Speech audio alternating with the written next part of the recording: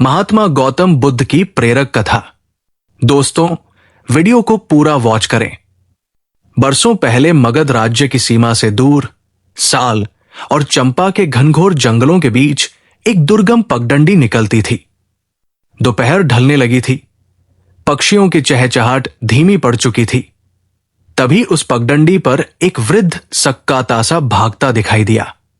उसके पीछे पीछे एक युवा भी चला आ रहा था, पर उसका चेहरा शांत था। वृद्ध के मन में भय था। दुख, रोग, कर्ज और अपमान ने उसे तोड़ दिया था। वो खुद को कोसता हुआ सोच रहा था, मेरे जीवन में इतने बुरे दिन क्यों आए। अचानक पगडंडी खुलकर एक विशाल वटवृक्ष वाले उपवन में बदल गई। वहां बैठे साधुओं के बीच कमल सा तेजस्वी एक संत ध्यानस्थ थे, महात्मा गौतम बुद्ध। वृद्ध ने उन्हें पहचान लिया, किंतु उसके मन में फिर भी संशय था। क्या सचमुच कोई मुझे समझा सकेगा? वृद्ध ने कांपते स्वर में पूछा, भगवन, मेरे अच्छे दिन नष्ट होकर ये बुरे दिन क्यों आ गए? क्या ये दैवदृष्टि है या मेरे पाप? बुद्ध ने आंखें खोली, मंद सी मुस्कान, पर उत्तर नहीं दिया। उन्होंने पास पड़े सूखे पत्तों को धीरे धीरे मोमबत्ती की लौ के सामने रख दिया। पत्ते झुकते रहे पर आग नहीं लगी। यह दृश्य वृद्ध और अन्य भिक्षुओं को विस्मय में डाल गया। बुद्ध ने कहा, जो पत्ता शुष्क है वो आग छूते ही जल उठता है, पर यह नहीं जला। क्यों? किसी के पास उत्तर न था। बुद्ध ने समझाया, ये पत्ते नमी से भरे हैं, इसलिए अग्नि छूकर भी उन्हें जला नहीं पाई। इसी प्रकार यदि भीतर करुणा बुद्धि और सम्यक अज्ञान का रस है तो जीवन की ज्वालाएं तुम्हें भस्म न करेंगी। तभी वो युवा जो वृद्ध का पीछा करता आया था आगे बढ़ा। उसकी मुट्ठी बंद थी।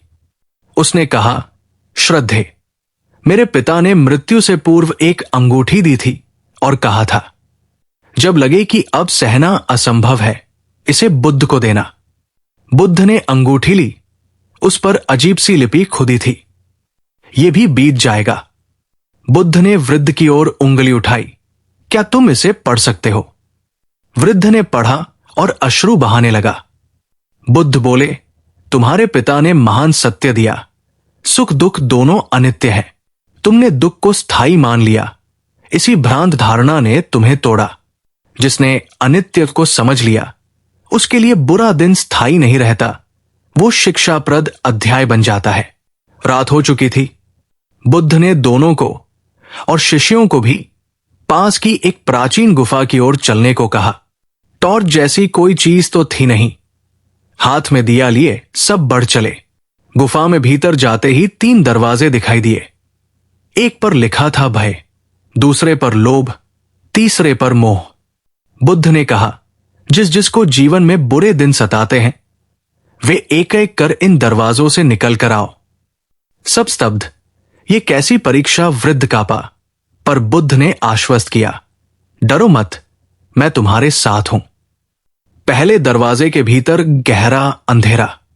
वृद्ध ने जैसे ही कदम रखा दिया बुझ गया। सन्नाटा, पर अगले ही क्षण उसके पैरों को किसी ने छुआ। ये एक घायल हिरण था। वृद्ध डर गया था कि कोई राक्षस होगा। बाहर आते ही बुद्ध ने कहा, भय अज्ञान का परिणाम है।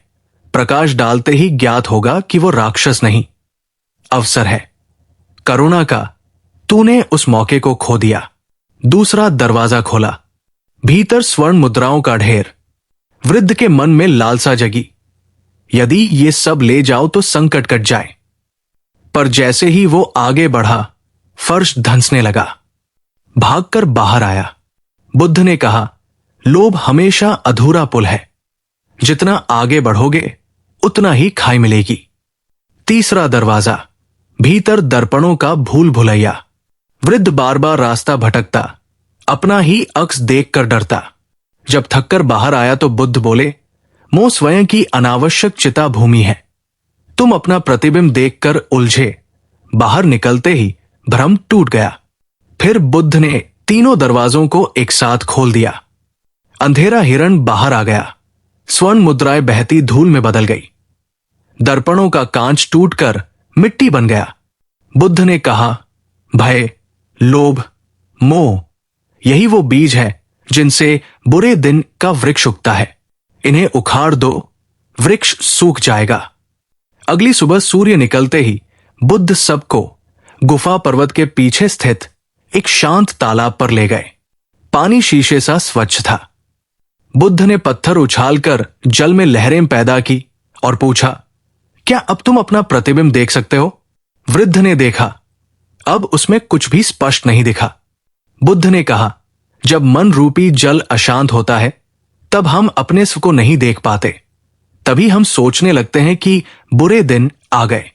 प्रतीक्षा करो, लहरें अपने आप शांत होंगी। धीरे धीरे जल स्थिर हुआ। प्रतिबिंब साफ दिखने लगा। वृद्ध को लगा जैसे उसके मुख पर नई रोशनी आ गई हो। तभी दूर से 4 अज्ञात व्यक्ति आए। एक क्षत्रिय, एक वैश्य, एक शूद्र और एक ब्राह्मण। वे गुप्त संवाद में थे। बुद्ध ने उन्हें पास बुलाया। उन्होंने स्वीकारा कि वे भविष्य जानने वाले ज्योतिषी हैं। उनमें से प्रत्येक ने वृद्ध से कहा, तेरे सितारे खराब है, अंधकार लंबा है। वृद्ध की हिम्मत फिर डगमगा गई। उसने बुद्ध की ओर देखा। क्या सचमुच भाग्य अटल है? बुद्ध ने उन 4 ज्योतिषियों के हाथ में वही पत्थर दिया और कहा, इसे तालाब की गहराई माप कर लाओ। वे पत्थर डालते रहे। गहराई माप न सके क्योंकि पानी का तल पारदर्शी था, पर नीचे मिट्टी नरम, बार बार धंस जाती। थककर वे लौट आए। बुद्ध बोले, जिस तल का आधार बदलता रहता है उसकी गहराई कोई नहीं जान सकता। वैसे ही मानवीय कर्म और चेतना का आधार हर क्षण बदलता है। ज्योतिष संकेत दे सकता है, पर अंतिम लिपि तुम्हारे कर्म लिखते हैं। अब बुद्ध ने वृद्ध और युवा को 5 सूत्र दिए। स्मृति परीक्षण। हर सुबह 3 बार श्वास पर ध्यान दो, इससे भय की जड़ कटती है। करुणा संचयन। दूसरों के कष्ट में सहयोग दो, लोभ कमजोर पड़ता है। अनित्य अनुस्मरण। दिन में 1 बार उच्च स्वर में कहो, यह भी बीत जाएगा। कर्म कृत्य। छोटी छोटी सार्थक क्रियाएं, पौधा लगाना, जल पिलाना, मोह से दूरी बनाती है। संबंध संगति। सद्गुरु, सद्भाव और सत्य शोधक साथियों का संग, ये बुरे दिनों को अनुभव विद्यालय में बदल देता है। वृद्ध ने बुद्ध से आज्ञा ली और वही पत्थर जो ज्योतिषियों ने फेंका था उठाकर अपने वस्त्र में रखा। यह मुझे याद दिलाएगा कि गहराई मापी नहीं जा सकती, पर निर्मित की जा सकती है। सप्ताह बीते। वृद्ध ने गांव लौटकर करुणा भोजनालय खोला, जहां रोज एक निर्धन को मुफ्त खाना मिलता। पहले ही महीने उसका पुराना कर्ज चुक गया क्योंकि गांव वालों ने चंदा देकर सहयोग किया। एक दिन वही युवा फिर आया, पर इस बार वो रो नहीं रहा था, बल्कि भोजनालय में सेवा कर रहा था। उसने वृद्ध से कहा, मैं भी समझ गया हूं। जब मैंने अंगूठी आपको दी, मेरा मोह टूटा। अब यह सेवा मेरी नई अंगूठी है। कुछ महीनों बाद बुद्ध पुनः उस मार्ग से गुजरे। उपवन में अब भोजनालय की सुगंध थी। वृद्ध ने चरण स्पर्श कर कहा, भगवन, आपके 5 सूत्रों ने मेरे बुरे दिनों को गुरु बना दिया। अब यदि फिर कष्ट आएगा तो मैं उससे शिक्षा लूंगा। बुद्ध मुस्कुराए। संसार में 2 ही प्रकार के दिन हैं, शिक्षा के और उत्सव के। जो सीखने को तैयार है उसके लिए कोई दिन बुरा नहीं रह जाता। याद रखो, प्रभात से पहले अंधकार घना होता है, पर अंधकार सूर्योदय की घोषणा भी करता है। वटवृक्ष के पत्ते फिर हवा में झूमे। वृद्ध ने अनायास देखा, वे पत्ते अब सूखे नहीं, हरे भरे थे। उसकी आंखों में नमी थी, पर इस बार वो नमी डर की नहीं, कृतज्ञता की थी। उसने मन ही मन कहा, यह भी बीत गया और मैं भी बदल गया। महात्मा गौतम बुद्ध ने यह सिखाया कि जीवन में बुरे दिन नहीं, बल्कि बुरे दृष्टिकोण आते हैं। दृष्टिकोण परिवर्तित हो जाए तो हर दिन पथ प्रदर्शक बन जाता है। दोस्तों, वीडियो को लाइक भी करते चले। वृद्ध का भोजनालय फलने फूलने लगा था, पर मनुष्य जीवन वही है जहां अगला पाठ इंतजार करता है। एक रात भीषण आंधी आई। कच्ची दीवारों का एक हिस्सा गिर गया। अनाज भीग गया। गांव वालों ने आकर कहा, अब तो फिर बुरे दिन। वृद्ध शांत था। उसने गिरे हुए कबाड़ में से एक अंकुरित आम बीज उठाया। अंधेरा था, पर बीज स्प्राउट कर चुका था। उसे याद आया, प्रभात से पहले अंधकार घना होता है। उसने बीज को मिट्टी में रोप दिया। अगले दिन गांव के लोग हैरान हुए। वृद्ध दीवार नहीं, उस बीज की रक्षा में जुटा था। उसने कहा, दीवार तो मैं फिर बना लूंगा, पर यह बीज आंधी की देन है। यह मेरी अगली समृद्धि का वचन है। 6 वर्ष बाद वही आम वृक्ष भोजनालय को शीतल छाया और मीठे फल देने लगा।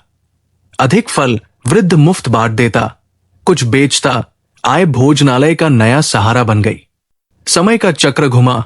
वृद्ध अब काफी आयु पा चुका था। 1 वर्ष उसे ज्वर ने जकड़ लिया।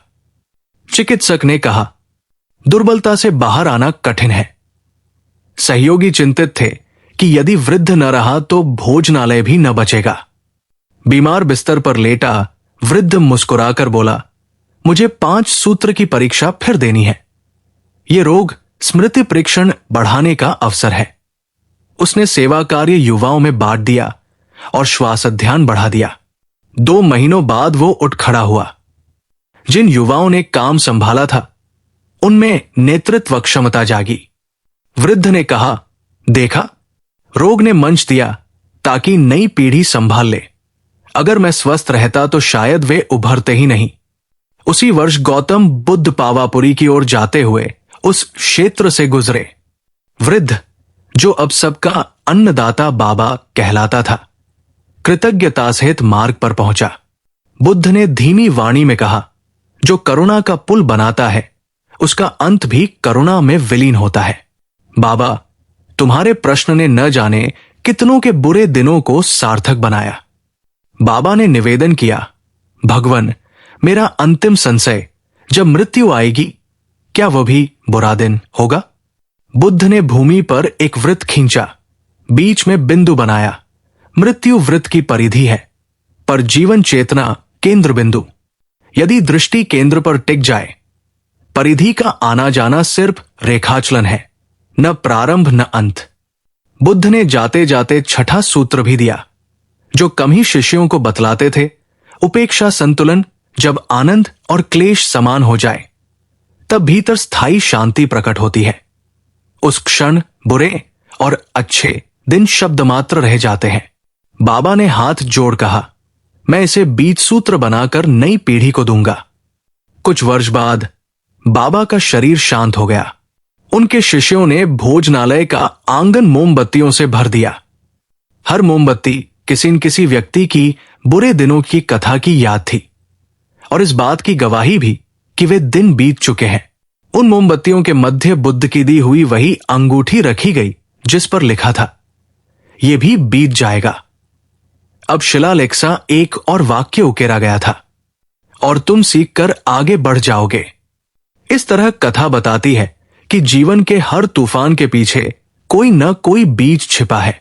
जब हम भय, लोभ, मोह के दरवाजों को पार कर सम्यक दृष्टि और उपेक्षा संतुलन को अपनाते हैं, तब बुरे दिन स्वयं शिक्षा दिवस में रूपांतरित हो जाते हैं, और यही परिवर्तन हमारी सच्ची विरासत बनता है। तो दोस्तों, आपको हमारी ये वीडियो कैसी लगी, इसे लाइक करें। धन्यवाद।